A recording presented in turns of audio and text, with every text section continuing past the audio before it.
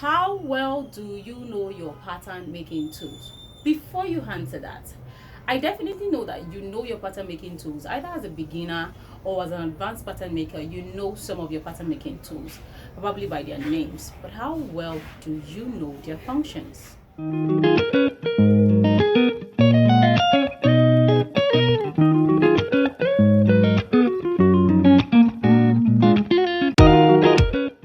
Hello, soul buddies.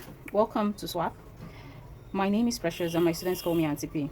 Today we'll be familiarizing ourselves with our pattern making tools, their names and their specific functions. So let's dive into it. Now, we have pattern paper.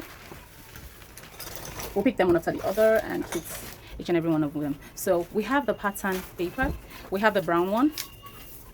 Okay, they come in, I think, 3 sizes in the market. They come in 3 sizes. We have the small, the medium, and the long one. Then we have the white one, which also comes in different sizes too.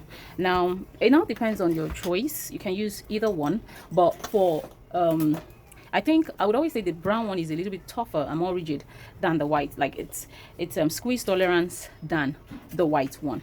And then the third pattern paper we have is our transfer paper.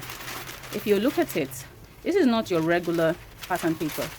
If you look at it closely, it's very light. At least you can see my hand underneath it. It's very, very light. So we use it to transfer pattern. Let's say you already have a pattern made and you want to transfer it, maybe you want to duplicate it. You just place this transfer paper on top of your pattern and trace out your pattern if you don't want to go through the stress of using your tracing wheel. So that's what the transfer paper is for. Measuring tape. As the name implies, our measuring tape is used to take the body measurements and transfer the body measurements to the pattern, then from the pattern to the fabric. So our measuring tape is very, very important. For next thing we're talking about is our straight rulers. We have different types of straight ruler. This one is called the steel ruler. This is called the steel ruler. This is the small size. This is the medium one, and then we have a longer one. The medium one is about 20 inches. The longer one is 40 inches, so it is times 2 of this. I use that for pattern making, but mostly I use it to I use it when I'm transferring my pattern to my fabric. So that's some of the straight rulers. And now another straight ruler we have the pattern master. I don't know if there is anybody like me. No matter how long I keep using my stuff, I still put them in the nylon to keep them new. Oh man. So this is the pattern master, and it has the straight part and it has the curved part. In fact, it's actually a pattern master because it does a whole lot of things. You can use it as your set square. It has the angle 45, it has the angle 60, it has the angle 90. So you can literally use it, and you can use it to curve your hammer, use it to curve your necklines, use it to make curves and the rest. So it can also pass as your straight ruler. And then we have our set square. Speaking of nylon, we have our set square.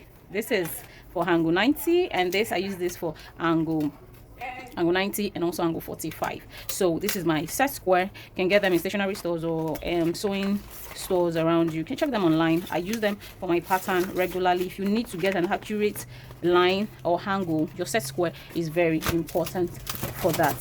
So that's that for the straight ruler. Now we're going into our curves. Now this is I call it French curves. This is a curve. You use it for your hammer, you use it for your neckline. I think this one is hammer curve. You can use this one to curve your hip. We have the hip line curve actually. So this is the hip curve. See, the hip curve, we use it to curve our skirts and our hip. So this is our armhole curve. It's used to curve our armhole and used to curve our necklines.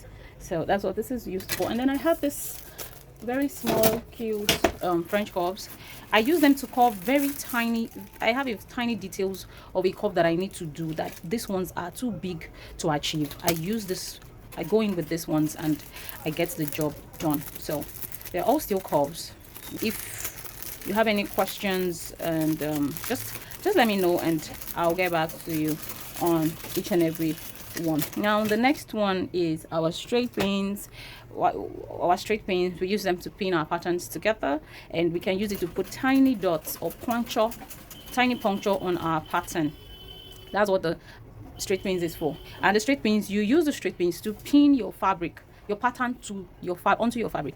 I don't see myself working without my straight pins, so it makes it stable, it makes it firm and accurate, so you can add whatever allowances you need to add on it. Now the next thing is our pin cushion. We use this to keep all our pins, our straight pins together. I DIY this myself and I've been using it for over a year. You can see it has dents on it. So if you want to know how to make this, I could teach you, but just make sure that if you're trying this yourself at home, make sure you have a metal or a very hard wood underneath, so that by the time you're putting your pins in place, you don't end up hurting yourself, because you're going to be wearing it like this on your wrist, so you don't end up puncturing yourself. So that's what the pin cushion is for. And then we have the stapler. The stapler is almost similar to the function of the straight pins. You use the stapler to hold your pattern together. Let's say you want to transfer pattern, or you want to transfer pattern, or you want to do something. You just use it to hold your patterns together so they don't move. So that's the work of the stapler. Now we have the tailor's awl. We have the different sizes. We have the one that is smaller than this, like it's tinier than this. So use this to make tiny puncture, like your dart points on your pattern. That's what you use the tailor's awl for. And then you also use them in garment making, like when you sew a corner and you need it to be pushed out your seam line, so you can use this to create that effect, to push out and make the pointy the corner seam lay very well. Now we have the flexible curve. The flexible curve is used to make different kinds of shapes. You can use it to make, like, let's say a particular shape you're trying to get or acquire is not you're not getting it from your French curve, so you can use this to create that curve you want, like a personalized or customized curve, you can, or angle. You can use your flexible curve to get it. So that's what your flexible curve is used for. Now we have our pencil. We have our pencil and pens, our eraser and sharpener. Now our pencil is used to draft pattern. I always advise that as a beginner, when you start your pattern making, always use your pencil. The reason is because when you make a mistake, it is easier to correct it. You just erase and do it again. But when you use your pen, you know you cannot erase pen. So as an advanced student, you can use your pen, but as a beginner, use your pencil. Or if you are an advanced student and you're trying something out for the first time or second time, you're trying to, you're not really sure of how the pattern is going to turn out, use your pencil. So that way, if you make a mistake, you can easily correct it. And then as you go along and you become better and stronger, you can use your marker pens to make your pattern and give them different colors for different lines to indicate and make your pattern colorful. So that's it for the pens, pencil and marker. Then we have our scissors. Scissors is used to cut out pattern, I think you know. Now I would always advise that you designate a particular scissors for your pattern.